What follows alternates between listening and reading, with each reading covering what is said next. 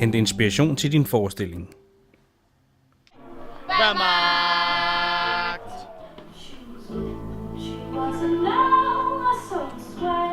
De nye i branchen har det ikke altid let, men Aprilfestivalen er et godt sted at spire.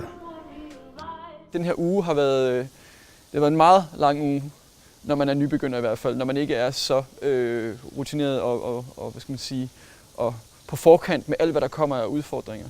Men det er det hele værd, så hvis I har en idé til en forestilling, og I kan stå inden for den, så gør det, og så kom på festival, fordi det er sgu en oplevelse.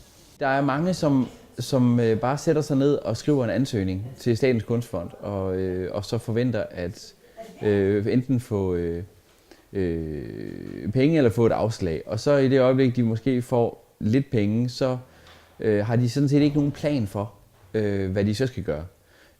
Så jeg vil sige, det allervigtigste det er at sætte sig ned og lave et budget for den forestilling, man gerne vil lave.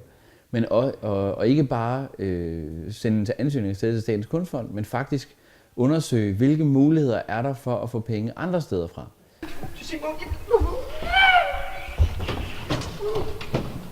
Vi lægger vægt på kvalitet, først og fremmest, eller ja, stort set kvalitet. Ikke? At man kan sige, at i kommunerne er der ikke nødvendigvis faglige kompetencer til at tage stilling til, hvad der er godt og hvad der er dårligt teater. Så derfor så har man den her kvalitetsvurdering af refusionsudvalget. Tak, og i lige måde. Det klæder dig, det der. Nej, det er løgn, prøv lige se. Hold op, mand. Det stadigvæk er her, det er forbi. Hvad er det, vi kan tillade os? Hvad har de lyst til at høre om? Hvad tror de ikke, de har lyst til at høre om, man gerne vil høre om? Så der har vi faktisk gjort det, at vi har sparet rigtig meget med unge og arbejdet gennem huskunstnerordningen med unge. Og sådan, den er meget ikke lavet sammen med dem, men den er lavet i dialog med unge. Og stadigvæk, så er det helt klart, at når man så kommer ud med den, så reagerer folk selvfølgelig stadigvæk forskelligt på det. Vi har set mange gode forestillinger i refusionsudvalget, og har man en god idé og måske ikke lige fået støtte til det, eller det passer ikke rigtigt, det er jo altid svært som ny at komme i gang, så skal man ikke være bange for at søge om at få refusion på sin forestilling. Vi kigger efter, det er noget, vi forventer børnene, de kan få noget ud af, og at det kan skabe glæde og fortællerlyst hos børnene, og vi kan se, at de efterfølgende snakker om det, og at de viser glæde for det og interesse. Si c'est pas même plus riche de vie, det kan godt være, at han er øens rigeste mand. On dit aussi. Men de siger også, qu'il est triste comme un chien. Han er lige så trist som en ko.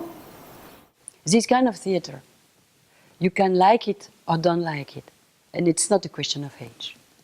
Vi fortsætter. Når I er klar til at vise jeres forestilling for andre, vil publikum altid komme med forskellige meninger og bedømme sig i jeres værk. This is what I draw, this is my experience. What happens afterwards? Do we just go to the theatre and that's it?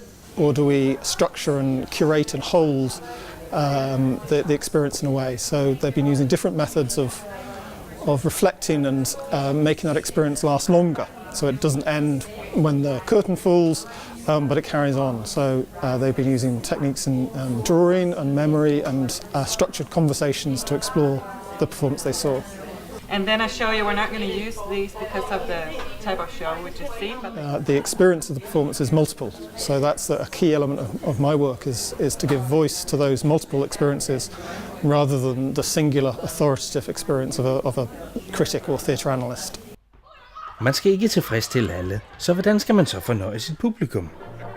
Good evening and welcome, dear audience, to the fascinating world of the Vicos! Det ved jeg egentlig ikke, om der er nogle emner, der er svære at belyse for børn. Det tror jeg ikke. Jeg tror ikke, børn har svært ved nogle emner, egentlig.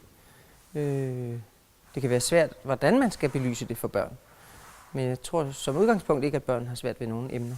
Starting at 14, so that means, for me that means adults, because I'm convinced that if you make a show for 14-year-olds, you should make it for adults as well, because 14-year-olds are not stupid, and you can make perfect shows that are interesting for adults and 14-year-olds at the same time.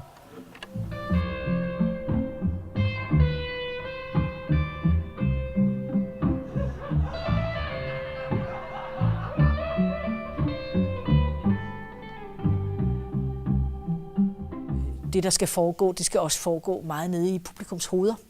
De skal danne billeder på nethinden, når de ser vores forestillinger.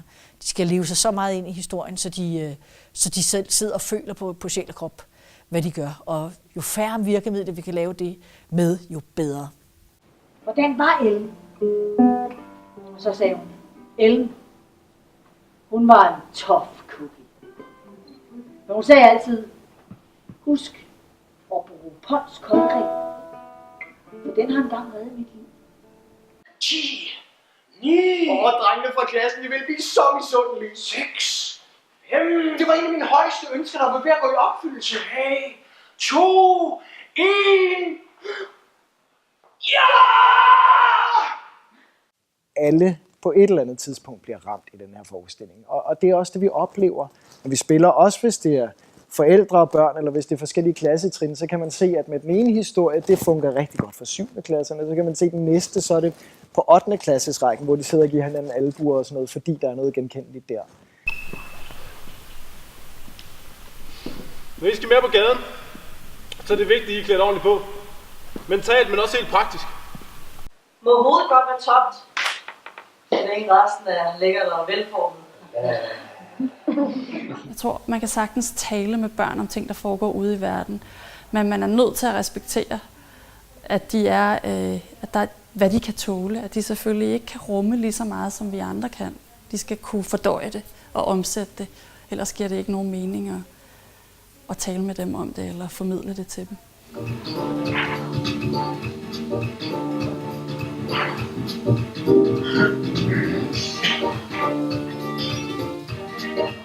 Men det er klart, at man er nødt til at tænke over, hvor er de i deres udvikling. Man må ikke bare kaste alle mulige billeder i hovedet på dem, som de ikke har mulighed for at fordøje.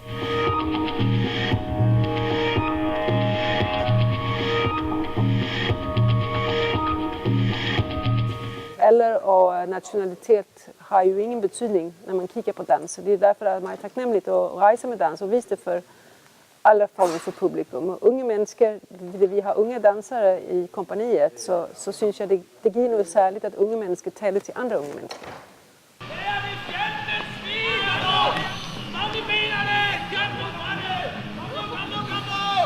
If you're in a movie, you say, I'm in a forest, but you're not. And everybody's like, this is weird. So that's the great thing about theater. Anything is possible, so we have to do anything and everything. Teatret er ikke en døende ting. Teatret er lige så elementært som som menneskelige relationer. Det er meget tæt på kærlighed. Altså, det er ikke noget, man bare kan afskaffe, fordi vi står som mennesker over for nogle andre mennesker, og den relation, den kan ikke erstattes digitalt, eller den kan ikke smides op på et lærred. Det er en slags, jeg vil ikke sige 1 til 1, men så 1 til 100 oplevelse, og den kan man ikke fjerne.